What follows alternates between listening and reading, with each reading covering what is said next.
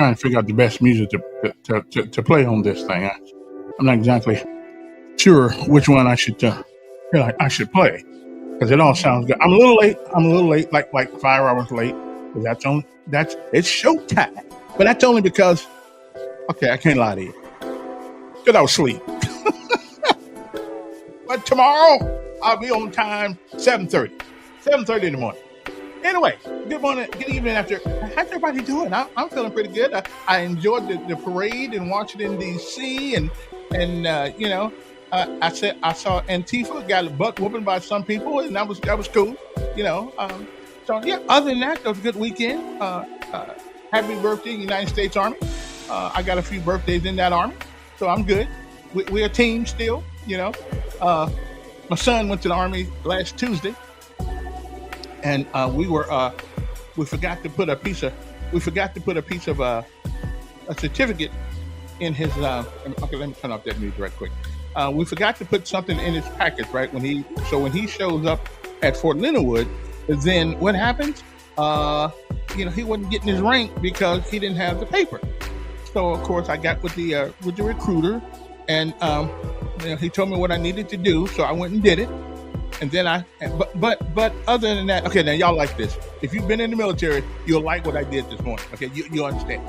So, okay, somebody please turn off the music. Okay, I'm good. I'm good. Don't need the music right now. Okay, so I called Fort Leonard Wood this morning. I called 67 people this morning on Fort Leonard Wood, Missouri, looking for my son. Now, being a former private, I knew that nobody really pays a private much attention.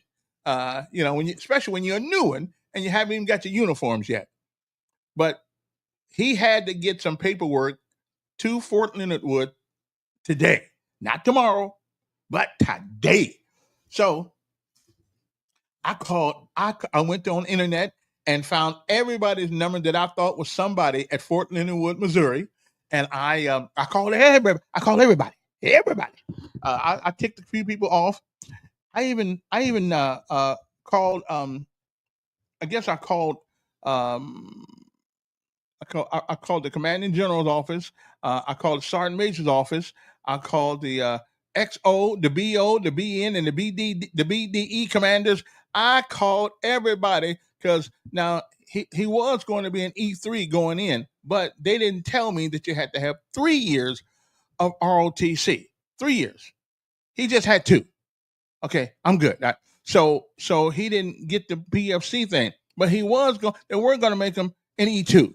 Now I got to tell you something. E2 don't sound like much for me and you, but when you just get in with a bunch of guys and they don't have nothing on their sleeves and you got something on yours, hey, that's pretty good.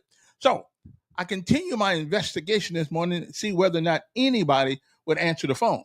Well, I got a major on the phone, and I got some other people. But you know what really stunned me today about calling Fort Leonard Wood, and for my military friends out there, you'll understand where I'm coming from. What stunned me today is that nobody knew who the commanding general of Fort Leonard Wood was. Okay, that's not important. If you're not an officer, you don't worry about that stuff, right? But we did. But what really got me, nobody knew who the sergeant major, post sergeant major was. I mean, so I'm not talking about recruits. I'm talking about Spec 4s, E5s, and a couple of E6s who didn't know who the commanding general was or who the sergeant major was. Now, if this is what we are putting in our military, yes, we got the right Secretary of Defense, because Hegseth says he's going to make warriors out of them. And one of the things they teach you in the military when you first go in is chain of command. Chain of command. That's an important thing, okay? Now, anyway, so I went out there and we found out. So I called the command sergeant major's office. Said, hey, somebody gonna give me some information where I know where to put this stuff and send this stuff to my boy so he can get his E2 stripes. Now I know E2 to them ain't a whole lot of rank, but to him, it's a lot of rank. And trust me, if you're the only one with a stripe on in your basic training class, that's pretty good. You're gonna get promoted quickly. And I think my son's a born leader, to tell you the truth, as long as you don't have to talk to him. But anyway, enough of that. So, good evening, everybody. How's everybody doing? Now, I'm normally going to do this from 7:30 until 9, Monday, Tuesday, and Wednesdays. Okay, I woke up a little late today because I was asleep. You know, I mean, when you don't have a job, But I spent all day last week looking for. I'm still looking for a radio job. Although I've seen some, I've been looking for a medical courier job too. Somebody said that job paid, so I put in a bunch of applications and, whoo, you know, putting in for jobs online is a difficult task because you're not the only person. You're not the only person looking for a job. A whole bunch of people looking for a job. And by the time they get to I'm gonna say A, B, C, D, E. Yeah, by the time they get to E, that's like A, B, C, D. That's like 4 alphabets before they get to me. So, and this is America. We got a lot of people named Brown, a lot of people named Chisholms and Cunninghams and things of that nature. So getting to the E, it's going to be tough to do. It really is. I'm with you. But however, so I'm doing that, looking for that, trying to get the podcast. I had to buy some new equipment the other day, and I think I ordered the wrong thing from Amazon. Hold it, y'all hang loose. Let me tell you what I ordered. I'm gonna show you where I went wrong. Now y'all hang loose right there, and I'm gonna show you because okay. Hang loose right there. Okay. This is what I did wrong. So the other day, I'm on Amazon, right? I'm on Amazon thinking I'm buying everything I need. Okay, I'm thinking of buying everything I need, right? So this is studio microphone, right? Studio microphone. But what they didn't tell me, see, I thought I was buying another mixer and all kinds of stuff. But you know what I got in instead? 4 studio microphones, and that was it. So I'm saying to myself, well, what am I gonna do with all of that? I do not know, but I got it anyway. I got it anyway. So now I got to figure out if you need one of these, I sell it cheap. Okay, I got 4 of them. I only need like 2, something like that. Okay, that's it. But anyway, so send me an email or send me a text message or something. Or see, you can text message that number that's on the screen right there. What are 922 3030. You can text message me there if you need a microphone for your little podcast thing. I got 2 of them I can get rid of. But anyway, so much for my own personal stuff. Now let's get down to business. It was a good, interesting weekend. But it was an interesting weekend, and some good news from Eufaula, Alabama. Some good news.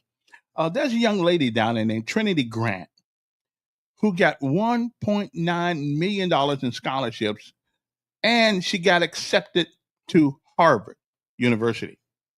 That is good news. Okay, and she's a black child. Okay, so don't tell me it can't be done if people expect it of you to do it. Don't tell me it can't be done. It can be done. We make excuses for our kid. Well, it's kind of hard, but she $1.9 million in scholarships, and she got accepted to Harvard University. That comes with work. That comes with work. It comes with parents who care enough about you to make sure that you're doing your best. And so congratulations to her. And Eufaula. I can't even spell Eufaula, but I know it's someplace in Alabama. Someplace. I don't know exactly where it's at. Also, you can call me if you want to. The number's on the screen right there. Matter of fact, I need a combo check anyway. So, yeah, and what's the number here? 521-2963. Now, you can always text me at 922-3030 if you want to have a conversation. But anyway, congratulations to her. Okay, Trinity Grant from Eufaula, Alabama, and she was involved in so many things in every club. And what surprised me is that she only got a 4.16 GPA, but just go to show you, they gave her a lot. She was in everything. Okay, what's the highest GPA you can get? 4.0, 5.0, whatever it is. I don't know what it is, but I think it's, anybody know what is the highest GPA you can get? It's been a long time since I've been in there. I probably didn't make it anyway in my days in school, but I think is it 4.0? And if it is, then she got 4.10, and outstanding. I mean, again, $1.9 million in scholarships and acceptance to Harvard University. Don't tell me it can't be done. It can be done if you're poor, if you're whatever case may be, but you got to want it. You got to want it, which is what I told my son. I said, you join this army, no quitting. It may get rough sometimes, but you do what you have to do. You don't quit. You don't say, I don't like this anymore. You just deal with it. Okay. Because I quit some things in life and it sucked. And my whole life, I was always wondering, could I actually had been better than I am right now if had I not quit? Quitting becomes a habit. That's what somebody was that Bear Bryant who said that, and we don't want to become habits. Okay, we don't want quitting to become habits. But anyway, Z's down at Fort Leonard Wood, Missouri. Then from there he'll go to where would he go? He would go to Fort Gordon. I think they rechanged it back to Fort Gordon. As a matter of fact, I think they named it Novazale or something like that. Or was that who did they name Fort Novazale? Is that Rucker? I think something like that. Anyway, I agree with the president. Listen. Stop trying to unchange what happened in the past. Now here's what I will say. Here's what I will say when it comes to naming all these institutions and things of that nature. Here's what I will say. Anything new that we build, we need to take in serious consideration to other people who contributed, okay, to the building of America. Black, Indians, whoever, especially black folks though.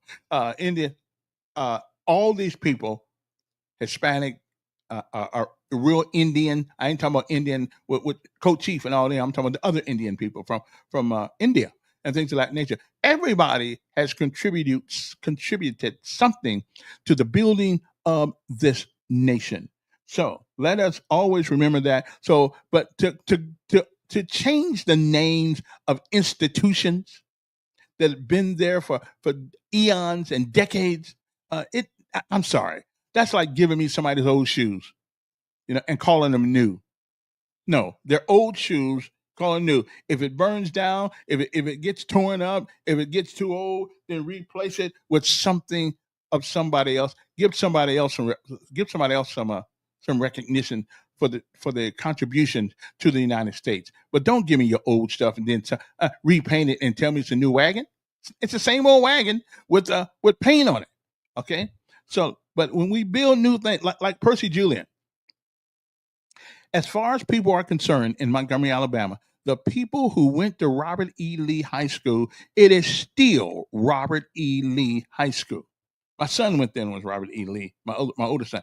Okay, it's still Robert E. Lee. Putting paint on it and changing the name don't change what it is. It's still that way. So they're doing the right thing. I saw the other day, they are building a new school, and that new school will have the name Percy L. Julian on it. I think that is a great idea. Okay, if you're but don't give me old shoes and tell me that they're new because you polished them. Okay, don't do that to me because you insult a brother. Okay, if I want some insults, I'll watch wrestling. Okay, because they insult me by making me think that it's real.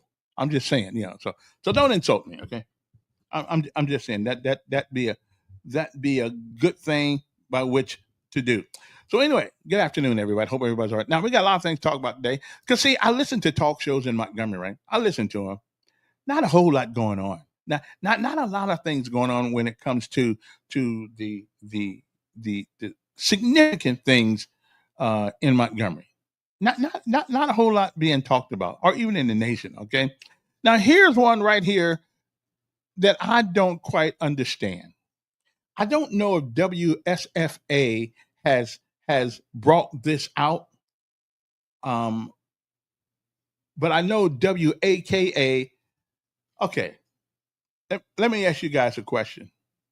Should everybody who put their name on a list to run for office, should they be seriously considered?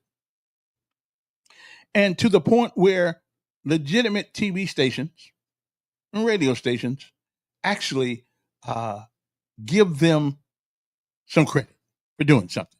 Okay, I mean, it should we do that? Okay, should we give people who no way in Hades can win an election? Should we really give them shall we say, um, legitimacy by covering them on TV. Now, this person I'm going to bring up, listen, I guess he's a nice kid. I don't know. He's a nice kid, but he's running for the governor of the state of Alabama. And WAKA, and I think WSFA, has given this child free advertisement when everybody else got to pay. Okay? Everybody else got to pay. But this guy, that comes Jamal Brown. This guy, I'm going to show you a picture of him in a second here. This guy, are they serious? I mean, no wonder we can't seem to get people to run for office if we are going to, shall we say, if we are going to give legitimacy to people like Jamal Brown. It just don't make no sense. I mean, Jamal's a good kid, but ready to be the governor of the state of Alabama? I mean, they ought to be shaming themselves over there. I mean, seriously, they ought to be ashamed of themselves at these TV channels, giving that boy. Let me see if I can find his name. Let me see here. Well, let me see. Let me see. Oh, here he is right here. Okay, here he is right here. Okay. So he is going now. He is running. Let's see, what's he running for? Let me see if I can find him here.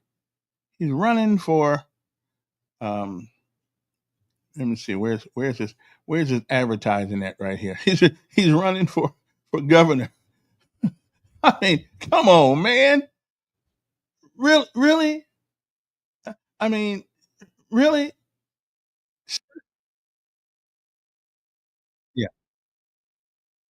Hold it 1 second. Let me see if I can get this over here to you here, because I'm gonna show you this. Okay, this is crazy, but this guy right here. Okay. Okay, is that WSFA? I think it is.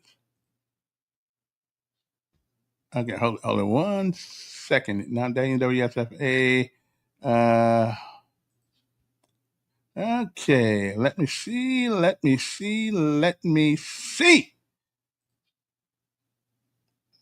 Okay, now let's see. Now I can't see him on the line on the thing right here, but I'll get him in a second here.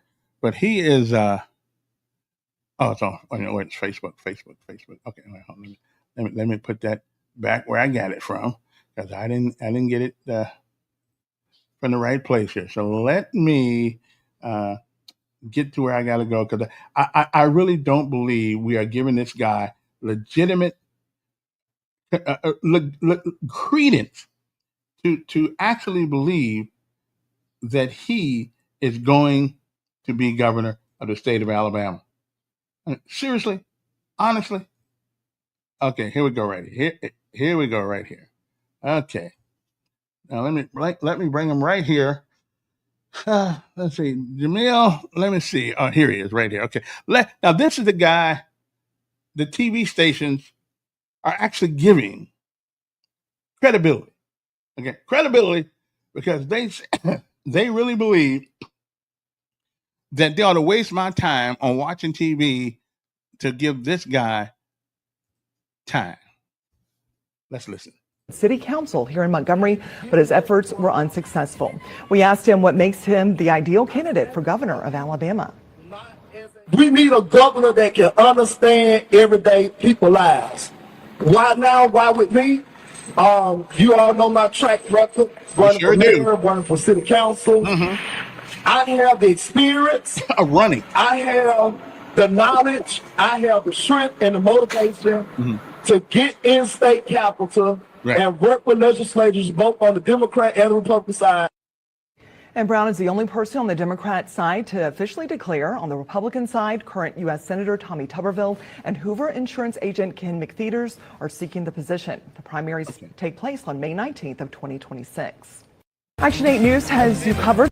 Okay, that's AK. So Jamil Brown, okay, is going to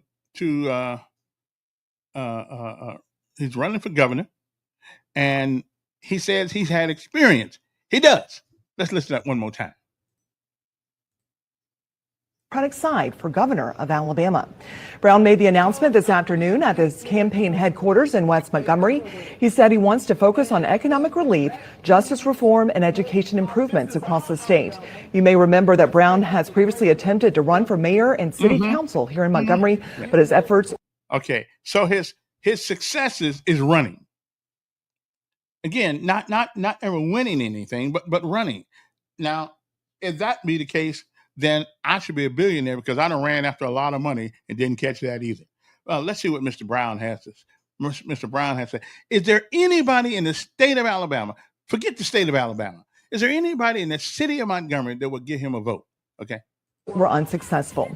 We asked him what makes him the ideal candidate for governor of Alabama.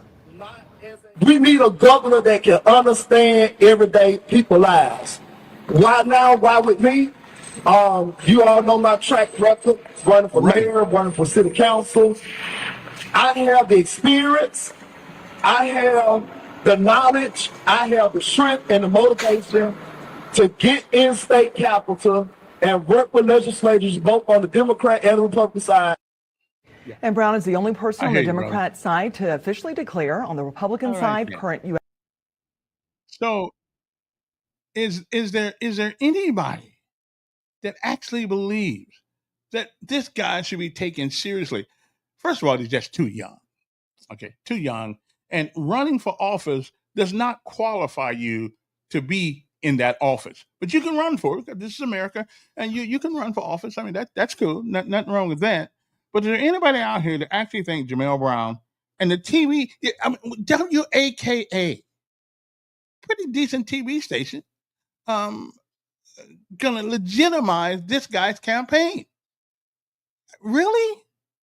I mean, can we? Okay, here's the question.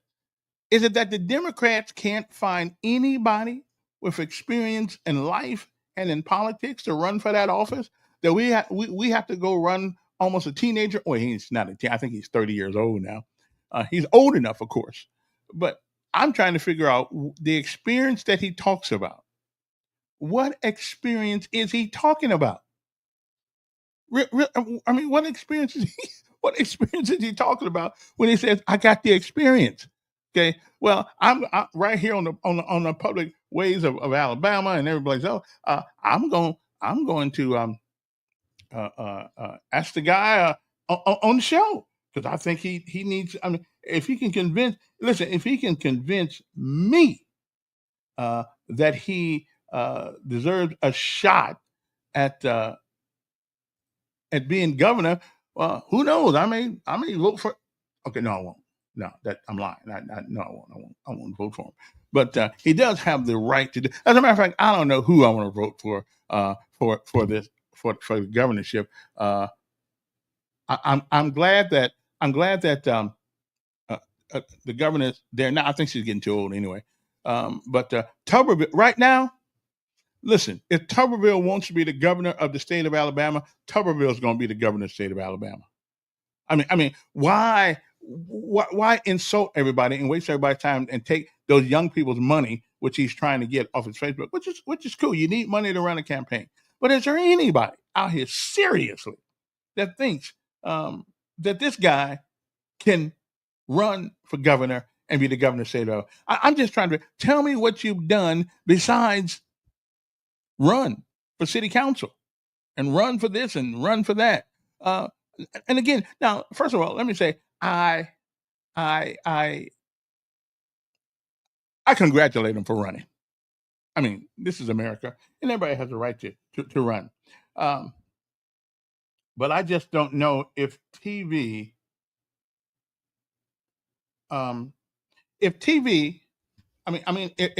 if television stations really think that you have a shot and you're a legitimate candidate, then there must be a slow news day for them also. Okay, it must be. WAKA ought to be ashamed of taking advantage of that young man. This guy couldn't win a dog race if him and the dog were just running. Okay, I ain't mad at him, but you got to do something in life besides sit on the internet with holding guns and drinking and flabbergasting with a bunch of women and calling yourself a preacher. Now those are not what I call skills to become governor of the state of Alabama.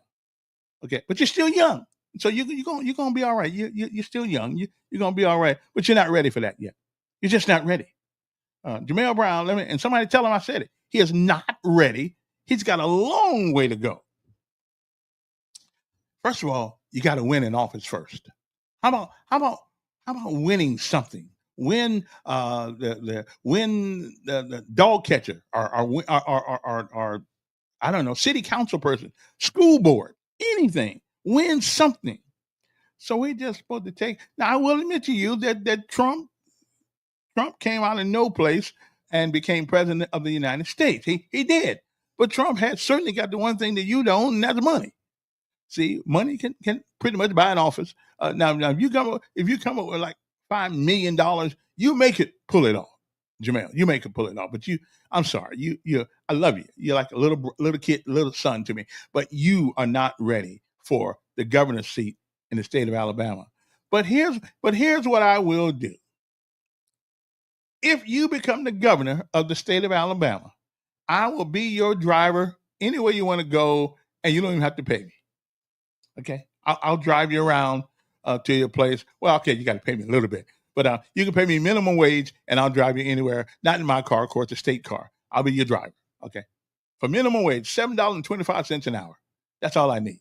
Okay, and I'll be home. So now y'all somebody get the word out to Jamel that if he wins, he can pay me out of his own pocket $7.25 an hour to be a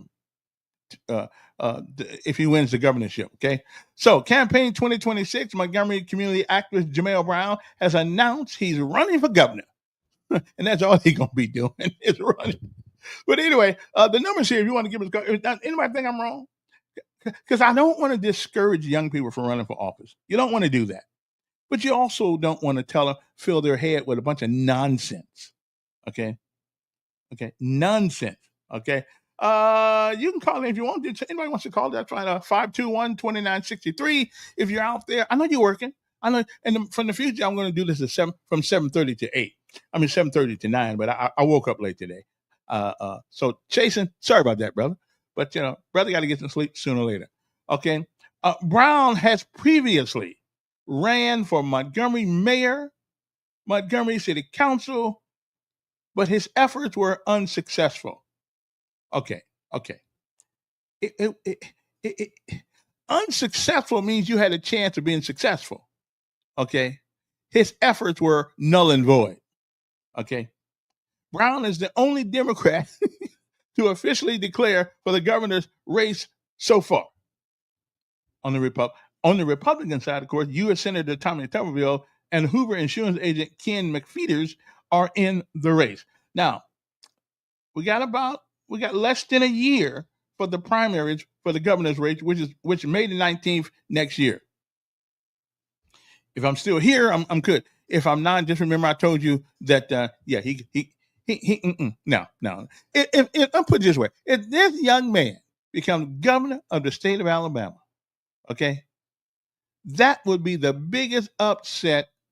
If he beats Tommy Tuberville, that would be the biggest upset in the history of politics in America. In the whole America. Like Dewey versus what was that one? Was that Truman versus Dewey? Yeah, that was a big upset back in the day. This would surpass that by at least 5,000%. Now, let's get back to something else that happened over the weekend. No King's protest. Did it work? Did it mean anything? No. I do like what one of the sheriffs said. Oh, did you notice we really didn't have a whole lot of violence in these protests in America? Well, I knew they wasn't going to have one in Florida because the Florida sheriff said, well, if you spit on us for just doing our job, the first place you're going is to the hospital. And then we're going to take you to jail. If you if you spit on us, we're gonna give you a butt whooping and then take you to jail. If you somehow spit on us, disrespect you, And he said, if you gather around somebody's car, I love this one because in the COVID, not the COVID 2020, and in the George Floyd thing, people were actually pulling people out of their cars on the freeways of America. I remember they stopped a FedEx truck, it was a FedEx truck, a UPS truck, one of those trucks, and yanked the man out, broke the doors of the truck open and stole things. And one guy, bless his soul, he got crushed between the tires because he was on back of the truck doing something he had no business to do, trying to steal. Okay. Well, here's what the sheriff said in Florida. Well, if you try to stop a vehicle, they're going to look at it and they can run you over. He's going to look at it as if you think your life is in danger, you have a right to continue on with your mission. And if that son of a gun gets in the middle of the tires of that car, too bad for him. I love that. And you know what? We didn't have nobody trying to pull anybody out the car over the weekend. But here's what I really like. He says, if you throw Molotov cocktails at us, if you shoot at us, if you have knives at us, we are going to kill you graveyard dead. Okay, I'm good with that. Yes, sir. They're going to stand their ground. Okay, because that's and Nixon during the Vietnam War, during the Vietnam protest, he pretty much said the same thing at some of those demonstrations that there. So demonstration is okay in America, but it says peaceful demonstration. Okay, so did you see nobody got out of control? Okay, nobody tried to block people's cars from moving down the street or anything like that. No, we were good. Yeah, we were good. When the sheriff says we're gonna shoot you graveyard dead, I think listen, that is a good motivator. That's a motivator to tell you, well, maybe we better not try to pull anybody out their car. Yeah, maybe we ought not. Maybe we ought not do that. I'm just saying. We ought not do that. Okay. So the No Kings protest. Yeah, I didn't. I like I told a friend of mine, Donald Jenkins. I said, Donald, it's going to be insignificant, and it was, and it will be, because logic and reason, at some point, will come back into the lexicon of American politics and the American culture, because right now it's gone. It's gone. We don't think logically. Okay, we just don't. We don't use reason. And here's my favorite one: common sense. We have a hard time. The best way in this country, if you don't like something or somebody, vote against them. And if you don't get enough people to help you vote against them to get them out of office, that's on you. But but the sheriff said we're gonna kill you graveyard dead. Okay, listen. Is there anybody in America that is willing to go out and act stupid if the sheriff say, if you endanger us, we're gonna kill you graveyard dead? If you get in front of somebody's car, they have a right to run your ass over. Okay, all right. I'm just saying that's all we need to do. Give people the opportunity to defend themselves. Okay, and in Alabama, that's gonna be kind of hard to do because even the crooks carrying guns and everybody else without a crook carrying a gun also. So I guess so nobody. We didn't give in too much trouble in Alabama because everybody's got a gun. Even the people who are not supposed to have a gun have a gun. Okay, I mean that's just the way it goes. Okay, let me see here now. So nobody has anything to say about that. I'm just saying nobody has anything to say about that. Okay, well that's cool. I can live with that. Let me make sure my phone is working because there's got to be somebody with a thought on this particular. I know you guys are all working right now, but I'm just saying you can sneak a call in. Let me see. What is my number here? 521 2963. Okay. Okay, let me just see if this thing is working these days. I guess it is. All right, good. Okay, I feel you. Okay, so it's working. That's a good combo check there. Anyway, so moving right along to other things. So, what the sheriff did, he employed stand your ground on steroids. Okay, stand your ground on steroids. You can try to drag me out my car, prohibit me from going from one place to another, putting my life in danger, or making me feel that you're putting my life in danger, and we're gonna just take care of all this. Okay, and you know that. Mobile County Sheriff Paul Birch stirred controversy this week with blunt remarks about using vehicles in self-defense if protesters block the road. I'm with that one too. Vivian Figures, the Congresswoman, Vivian Figures, who is the mother.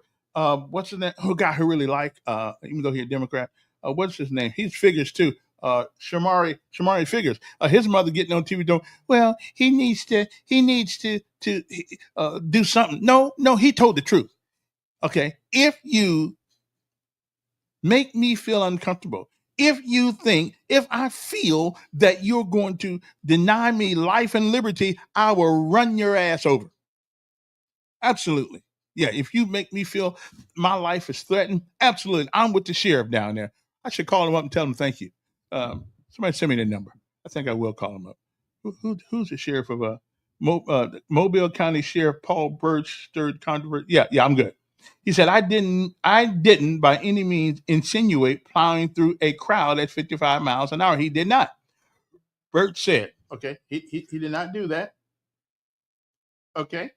So, clarifying the comments he made on FM Talk 106.5 the day before. No, I knew what he was saying. I'm good. I'm good with what he said. Is there anybody out there walking around says like my Mr. Bowling? You say anybody out there walking around that didn't agree with him? Of course we agree with him. I saw people doing the George Floyd thing, not personally, but by news. I saw people dead because people stopped them on the highway and took them out of their car. They took them out of their cars. Okay, all in the name of protest. Well, I don't think we had any problem with anybody doing that this Saturday. I don't think we had a problem at all. God bless the United States Army and its soldiers and young men and women like mine who's in there now going through basic training at the moment.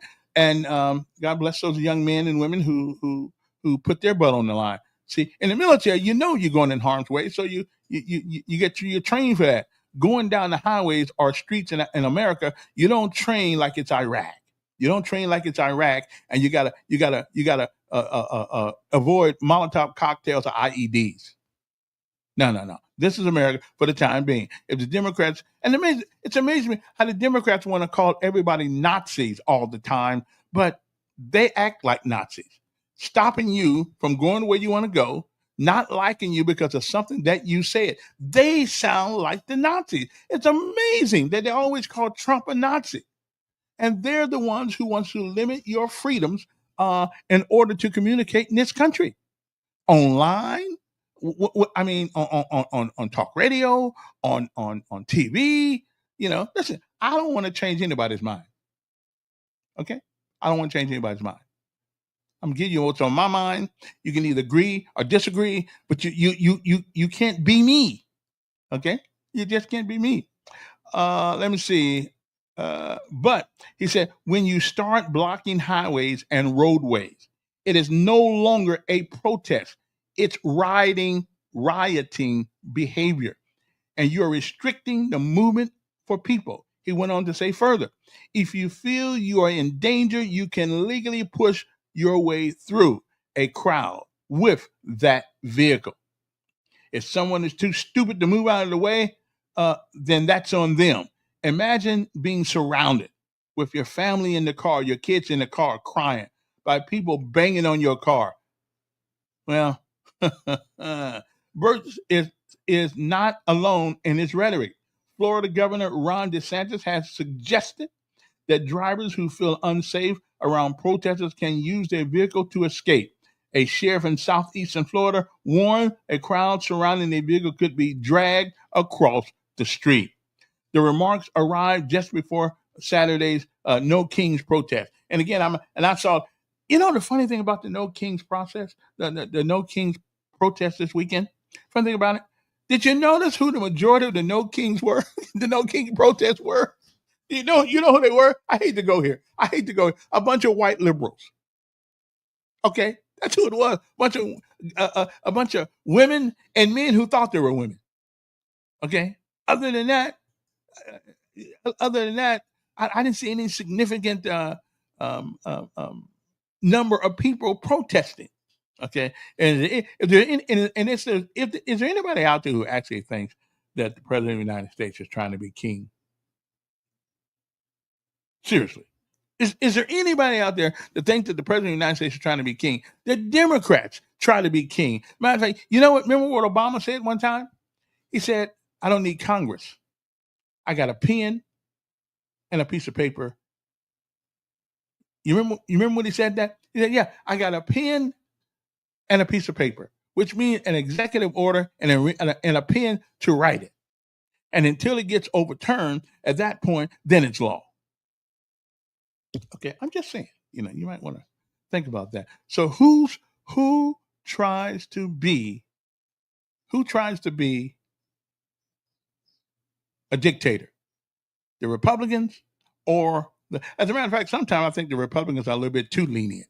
Except, but I will say this much about the Republican Party: the judicial system and the departments of where they put people in jail is too politicized, and it's too politicized by Republicans. I will tell you that much. It's too politicized by Republicans, and I don't know why we can't at least have somebody on the Supreme Court that looks like me, not me personally, but somebody who's been poor, somebody who's been and it don't have to be. We're not talking about 1952 poor. We're talking about today. Well, why can't we seem to get? Are we a black man can't make? When I got here, Oscar Adams was on the Supreme Court, and we haven't had one in 30-something years since he's been there. And I'm just wondering, why is that? Can we not put somebody black on the Supreme Court? I mean, I know we got some smart people around here in law, don't we? I think we do. We got some smart people in law who can understand the law, the premise of law, the spirit of law, and the legalities of law. It just seems like to me, I don't know why we can't get somebody. But that's just me. And it's not, okay, let me put it this way. It's not affirmative action I'm looking for. What I'm looking for is empathy. Okay, now there's a difference between sympathy and empathy. Sympathy is what you use when you don't know really what I'm going through, but you feel sorry for me. Empathy is you've been there. You have been there, and you know what it's like. We're not making excuses for it. I saw a movie last night by Tyler Perry, and it's called The Last Straw. Outstanding. See, at first I wasn't going to watch it because he makes movies with gay folks and all that stuff. I don't want to see a man wearing dress. I don't want to see that. But I have to tell you something. If you look, go to this movie called Straw by Tyler Perry, you will be pleasantly surprised how great a movie, and it's not very long. I think it's maybe an hour and a half, maybe. And you'll be surprised what a great movie it is. It's got nothing to do with men. It's got nothing to do with thugging. It's got nothing to do with sex. It's got something to do that shows us at any given day, any given hour, any given week, your life can go from being up here to down here. And you have no control of it. You have no control of it. So I gotta tell you, it's a good movie. If you can watch it, I ain't gonna tell you about the movie, but you need to watch it. Everybody in America needs to watch this movie. And then I believe that the empathy that seems to be missing often in this country would come back. Not sympathy. I don't need your sympathy. But if you understand where I'm coming from, doesn't justify some of the things I've done, you've done, you may do, but at least we will know how it feels. So if you get a chance to see this movie, you should give me extra money for telling you to go see this movie. but it really is a great movie. It's called The Last Straw, or it's called The Straw, or something like that. STRAW. Do that, okay? Yeah, do that. Yeah. Okay. So anyway, it is what time is it? It's 1:40 in the afternoon, right here on I'm here on the Decisions 2.0 podcast. And I'm probably gonna run this later on because this is some good stuff here. So nobody wants to call. So everybody agrees with me today. Okay. 521-2963. So everybody agrees with me today, and I'm good. I just need a commo check here. So somebody call me just to make sure it's going through. Hey, Big C, just to make sure that it's going the way it's supposed to be going. Okay, I'm just saying. Y'all might want to call me in and let me know. Okay. Good afternoon, Christine. How is our sister Cindy? I gotta call her up anyway, see how she's doing. So anyway, so move right along to other things. Now, here's a case in Montgomery that we had thought had long since been adjudicated, where everything it is now. A federal judge dismissed former Montgomery Police Chief Ernest Finley's lawsuit against the city. Judge Christy Du Bois found no evidence on Finley's claims of racial discrimination, retaliation, or conspiracy. Now, I don't understand how you can claim racial discrimination when the guy who hired you and fired you is a black guy. Who hired him? I think I believe Todd Strange hired him. I think, but how can it be racial discrimination when the guy who fired you is a black guy? I'm just saying. Judge Christy Du Bois found no evidence of Finley's claims of racial discrimination, retaliation, or conspiracy. So a federal chief dismissed all legal claims against the city of Montgomery brought by the former police chief. Judge Christy Du Bois of the United States District Court for the Middle District of Alabama found no evidence of Finley's allegations of racial discrimination, retaliation, or conspiracy, the city announced. In her 33-page opinion, stated that the city's decisions, I like that word, decisions, were rooted in documented performance and leadership concerns such as rising violent crime and internal complaints within the department. Du Bois also said that the city followed proper procedures, provided legal representation for Finley, and did not interfere with the Ethics Commission process that cleared him of formal charges. Said, we appreciate the court's thorough review, and we're grateful for a ruling that reaffirms the city's commitment to fairness, accountability, and the rule of law. Mayor Stephen Reed said in his statement, our administration has always put public safety and integrity first. Let me think about that for a second. And we will continue working to ensure Montgomery a safe, equitable city for all. Well, equitable, we can talk about that some other time.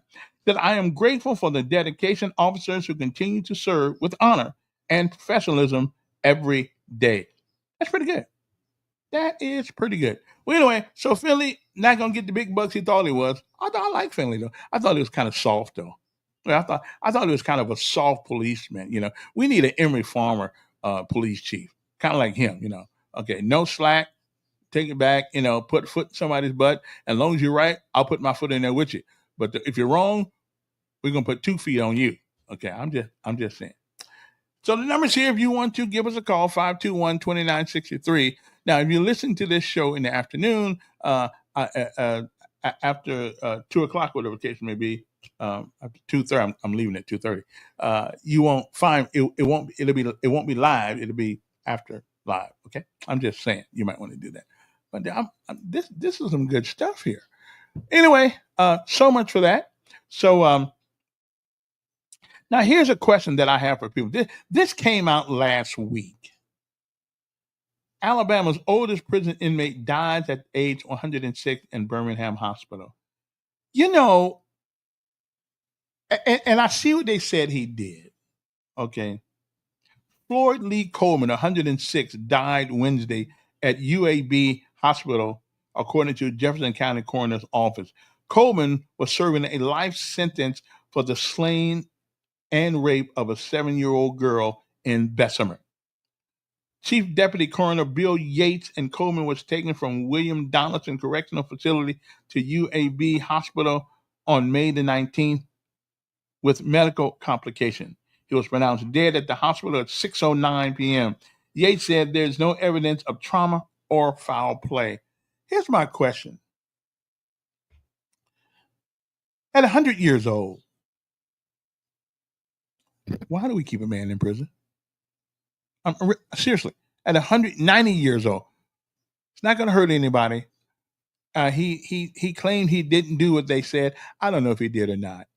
But at 100 years old, why do we keep a man in prison? Put him in a nursing home. You know, leave him some dignity. I don't know if he did what they said, but I do know this much. We all pay for the things we do, either in this life or the next. But at 100 years old, 106 years old, you know, I just, aren't we want to give humanitarian help to people from other countries that the Democrats are whining about because we want to give them due process. And maybe this guy had due process, I don't know. But at 100 years old, we know some of these people have killed people, so like that, and we want to let them into the country. But we don't want to give a 100-year-old some mercy and grace and let him out of prison at 100 years old. He was 106 when he died. What's the purpose? I mean, really, what is the purpose of keeping a man in jail that long? Again, if he did what they say he did, and they say that he said he didn't do it, I do not know. But even if he did do it, God will judge him. Again, 106 years old. Who you are a danger to? You know, who are you a danger to? Because no matter what we do, we can't bring anybody back. I don't know if he did it or not. You know, I'm always looking at our legal system. I'm always concerned that somebody got screwed, glued, and tattooed. I'm concerned that it wasn't very fair back in those days. Okay, so it's just tough. It's just we don't want to let people get away with murder or anything like that. But it's tough sometimes, especially in the South, where a man's, especially a black man's word, wasn't worth too much. You know, it wasn't worth too much, and so I don't know if he did it or not. I don't have a clue. But I know at 102 years old, why in the world, why would we want to keep him in prison at 106 years old? It's not a danger to anybody. Why? Okay, I don't know. That's not my call. He was originally sentenced in 1979 to die in the Alabama electric chair for the slaying and rape of the girl. But the Alabama Supreme Court in 1981 ordered a new trial because of the state's new death sentence statute. Before the second trial, Coleman pleaded guilty and he was sentenced to life without the possibility of parole in August 1984. Coleman, according to the judge's original sentencing order, was 60 years old when he saw the victim, a 7-year-old Quintina Steele, on a Bessemer street on December 3rd, 1978. He led her to his bedroom in a nearby rooming house of an old hotel where he strangled her to death. I don't know. Did he do it? He said he didn't. I do not know. So it's a tough one. Now, let's go to our neighbor to the north, okay, which is Birmingham. They plan for a youth curfew. Okay. I think that's pretty good. Exhibition driving crackdown also. Parents will be held accountable. Montgomery should do this too. And again, a crackdown on the curfew in Birmingham used as part of the police department's strategic plan for the city's summer months. Chief Michael Pickett on Friday announced several initiatives that he said will make Birmingham safer for both kids and adults. I don't know if that's true, but at least it's something. The plan, he said, is rooted in three key principles: visibility, accountability, and engagement. So we know historically in law enforcement that there is an uptick in crime in summer months, and that's true. We also know there's an uptick in robberies and theft during the holidays. The chief said it's important to have a plan. And what I can't understand is why the people, and I think the mayor's against it too. Why are we against curfews? Okay. Why does the city council of Montgomery have no gonads and put one in force? At 16, 17 years old, unless you are working, you have no business being on the streets of Montgomery, okay, at that time of night. Because all you're looking for is trouble. Trouble, trouble, trouble. That's all you're looking for. Can't find nothing else. Because all you're looking for is trouble. So, I'm just saying, y'all might want to think about this, Mr. City Council, Mr. How many people? We got Mr. Pruitt, Miss Johnson, Miss what's the black lady's name down there? And whatever her name is. She doesn't. I don't think she likes me anyway. But what's her name? Frida Riley. Is her name Riley? I think so. Cornelius, Calhoun, Szymanski. We got Mr. Jenwright. All these people. Why can't we get a curfew at least in the summertime? Yeah, because historically we know that there is uptick in crime and everything else in the summertime. Kids ain't got nothing to do. Okay, so I'm just wondering, why can't we do that? Well, I know one of the reasons, because I think the mayor thinks all you're going to pick up is black kids. Well, no, that's a great possibility since the city is predominantly black. I mean, I would think that, yeah, you're going to pick up black kids. And if you go downtown to the jail, most people in jail now, and we can argue about whether or not the police stop white people or anything like that. But we can argue that later on. But most people who are picked up are black on street crimes. You see, I'm not worried about the sweet crimes. I'm worried about the street crimes. See, on the sweet crimes, that's SUITE.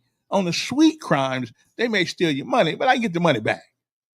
Okay, but on the streets, they steal your TV, and TVs cost money. Okay, I don't want to have to buy another one.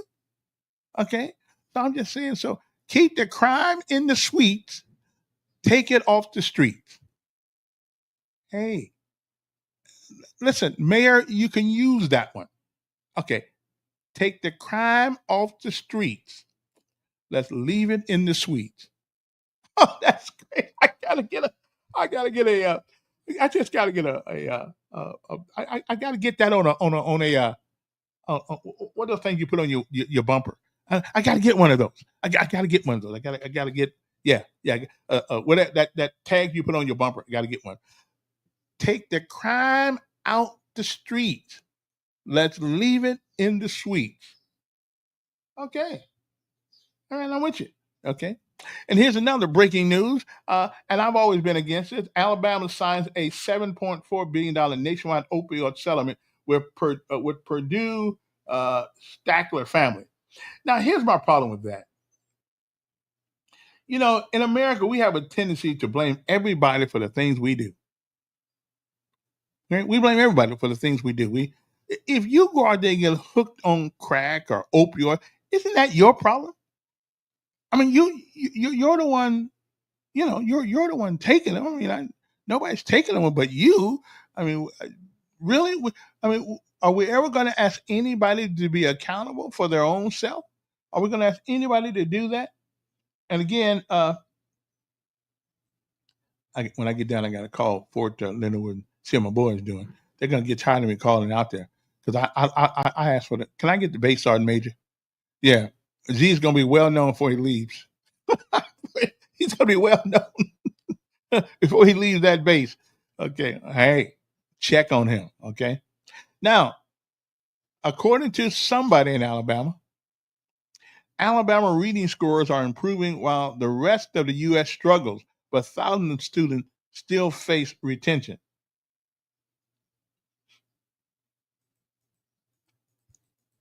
Okay, who believes that? I don't believe that. But I guess it is possible. I mean, when you're on the floor, the only place you can go is up, right? Would you? Reading scores are improving in Alabama, but thousands of third graders could still be held back this year if they can't catch up over the summer. Okay. Well, I hope they do catch up. I mean, I don't know what's going on. Okay. But let's hope that that takes care of it. So he said, when adjusted to current benchmarks, there's about 88% of third graders students are reading on or above level. Anyway, okay, so listen, I gotta take a break. I'll be right back right after this pause for the calls. So don't you guys go no place. I'll be back in a minute. I gotta take care of a water leak. Okay, so hang loose. I'll be right back. Uno momento. Okay, I'll be right back. So don't go nowhere. I'll be right back.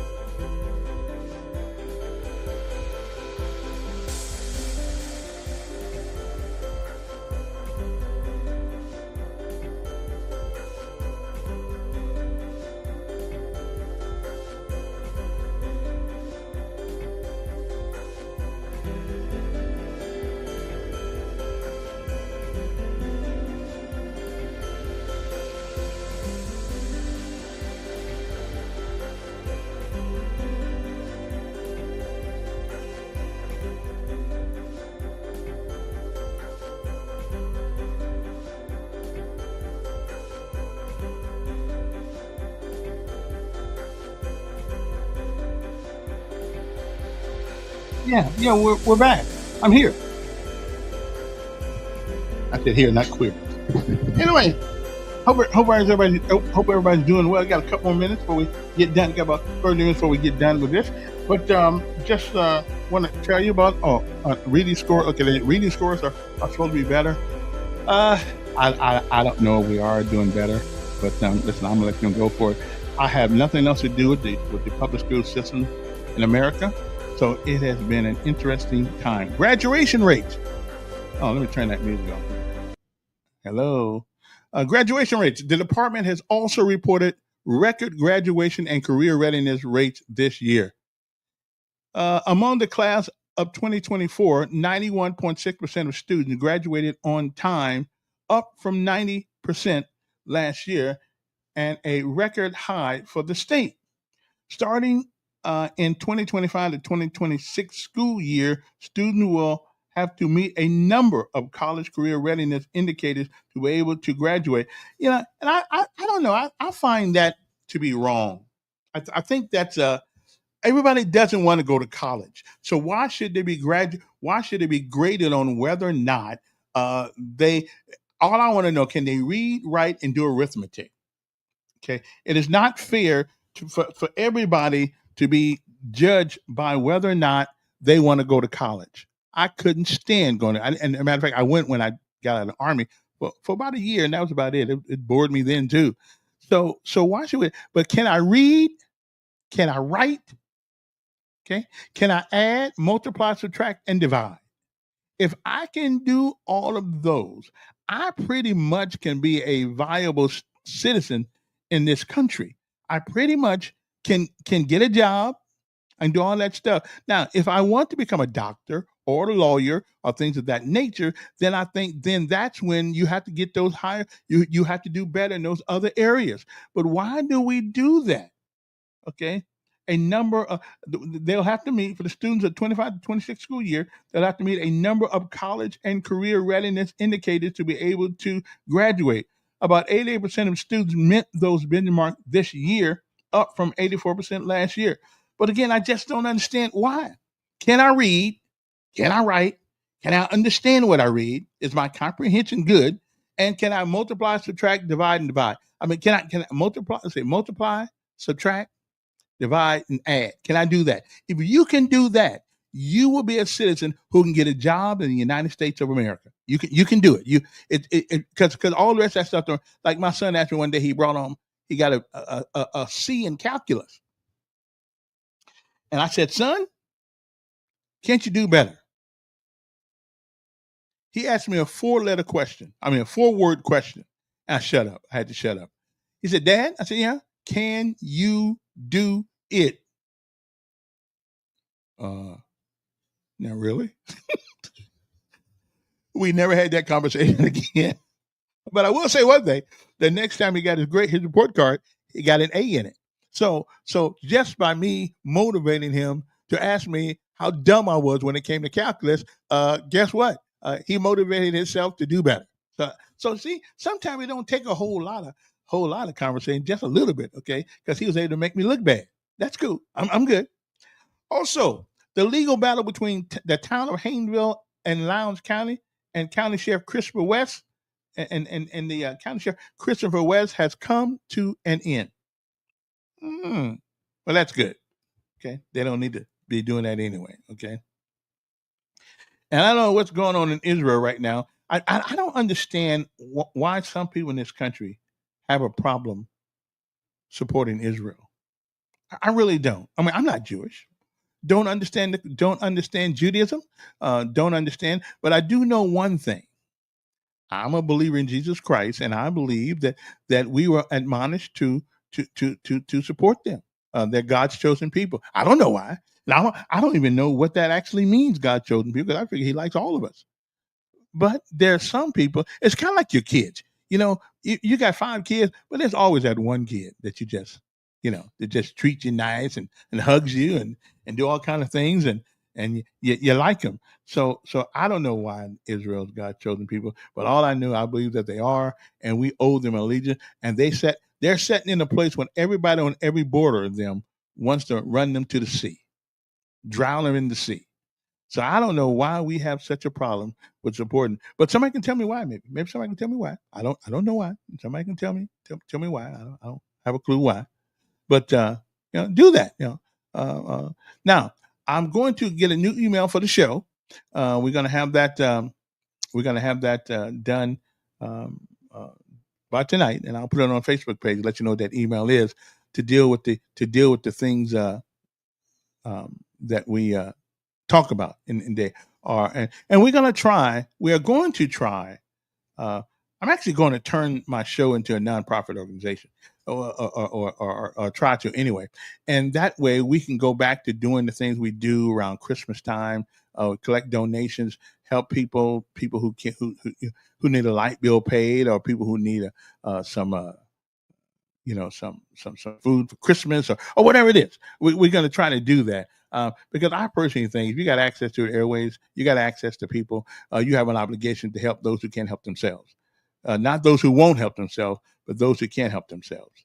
Okay, so that, like I tell people, I'll fight for anybody who can't fight for themselves. But I'm not going to fight for you if you won't fight. But I'll stand shoulder to shoulder with you if I think you're right. Okay, that's me. That's the way I roll. That's the way I roll. Okay. Anyway, I gotta go, but I'll tell Z that all you guys are praying for him and hoping that he comes through his military basic training. He's going to be changed. He's certainly going to be changed, and that's for sure. I don't know what I know what kind of son we sent him, but I don't know what we're getting back. He sometimes he come home from school and he give me his bag to hold for him. And I told him, this is the only time that a private's going to tell a sergeant what to do. I said, so you enjoy this moment of this, okay? Because just because the sergeant happens to be dad, you won't be doing this no more. Okay, I'm just saying you don't, we don't play that. Okay, but anyway, we'll see. Now once he gets on basic training, he really think I work for him. Anyway, listen, it's been a fun day. Now in the morning we're gonna do this in the morning from now on, from like 7:30 to 9, somewhere around there. Okay, so don't y'all be gone. I just thought I had to come do it because I was supposed to do it this morning, but I overslept. I overslept. Okay, that's just the way it goes. Sometimes I don't have to meet the man. Okay, I am the man. I don't have to meet the man. Okay, so hopefully we'll turn this thing into something different. And we talk. And I try to stick to local things when I can. I mean, you can get all the you can get all the national news all day long. But I'm going to scour the town. I'm going to scour the city to find things that are going on here. Because at the end of the day, the only thing we can do something about, only place is right here. We can't change what the president does, whether you like him or not. We can't change that. We can't do anything about that. But we can do something about our fellow citizen and what goes on here and things of that nature. At least I hope we can anyway. So anyway, I gotta go, but you guys hang loose and hold on. Where's my music? Where is my music? Okay, I gotta leave out here with some class. Okay, I'm just saying. Let's leave out here with some class. Yes, I did take care of. I gotta take. Yeah. Okay, yeah, I did take care of what Z needed. Yeah, we got to go. I took care of that. What's my name? Sergeant Elkins. Okay, I took care of that. Okay, I'm just saying. You know, if I say I'm gonna do it, I'm gonna do it. But unless I promise to do it, yeah, check on me because sometimes I get sometimes I get absent minded. Okay, so gotta go. Thanks for listening. For the few that did, for the folks that did, we're gonna replay this probably about 4:30, just to see if anybody else wants to hear the great wisdom that comes out of my mouth. And if you don't, but this is the only place in town where you can run into common sense, logic, and reason, all in one place. Other than that, you can't find it. Okay, I'm just sorry. That's just the way it goes. Okay, that's just the way it goes. I'm the only guy in town with common sense, reason, and logic. Okay, I do. I mean, I may be without one of them some days, but I'll never be without two of them. You can believe that. Okay. Anyway, we'll be back. Well, not uno momento, but mañana. Okay. Oh, and we're gonna have a talk about immigration with a local Hispanic guy, and so we can get their part of this, so we can understand their part, and because we only hear one side of it most of the time. We don't hear both sides. So let's just look at both sides. Me, I have to tell you, and I mentioned this before. I understand what the president's doing, but I certainly don't like the way it's being done. That part I just don't like. We need to come up with a better strategy. If we stop you on the road, you get stopped, or something happens. You need to verify your citizenship. But it does not give us a good look to round people up like they're cattle and treat them the way we do. The ICE does. And I understand they got their job. Listen, I understand everybody's got a job, but it leaves a bad taste in my mouth. This is America, and we ought to be able to do it better, faster, and more humane than what we're doing. Because after all, some of these people were invited here by the Bush.